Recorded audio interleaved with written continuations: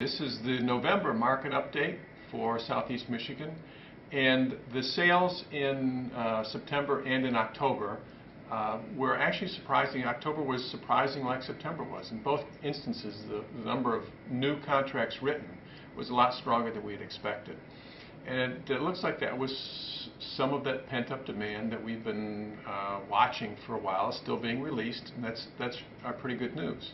Now, one of the things that we've noticed also is, in spite of the fact that we had more sales and the activity was stronger, the typical seller probably felt like the market was actually slowing down quite a bit. And the reason is because we've also had a pretty good increase in number of homes on the market. Listing inventories are rising. They've been rising for the last 3 or 4 months.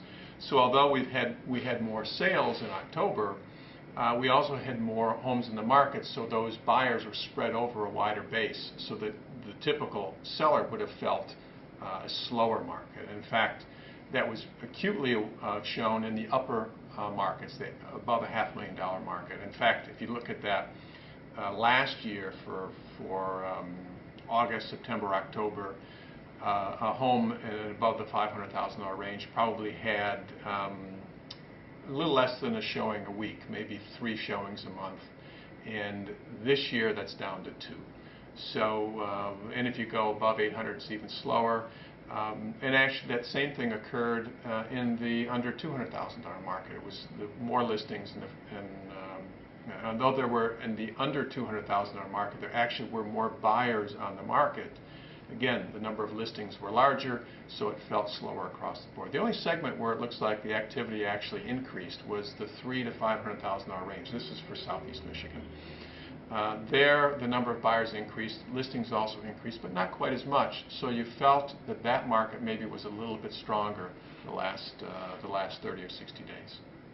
All that said, what we can expect going in for the next few months is the market to be from a seller standpoint, feeling slower, both because of the time of year, but also because there are more listings on the market, so the buyers again are spread over a wider base. So you probably feel a little bit slower. The good news is it's hard to imagine we'll have a tougher winter than this past winter. So we think that the sale drop that we saw the first part of last year, we probably will not do any worse. So it's probably the same or better. So the outlook going into the winter, into December and in January, probably is the same, or probably optimistically better than last year. One of the things that we looked at also was, has this demand been actually filled out? Is it all out of the marketplace? And we looked at a chart looking at the number of sales that occurred for the last 20 years or so. And from 2002 to 2006, the number of sales across the country and in Southeast Michigan was higher than the norm, higher than what you'd expect to see in a typical year. Quite a bit higher, actually. And then, of course, after 2006 to 2011, the sales dropped significantly below the norm.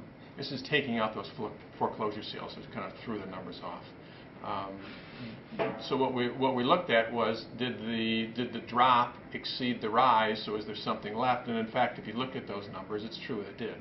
So it looks like, at least on paper, that although a lot of the demand has been released, a lot of those buyers that were holding back for the last 6 or 7 years have finally moved into the marketplace. There's still something left.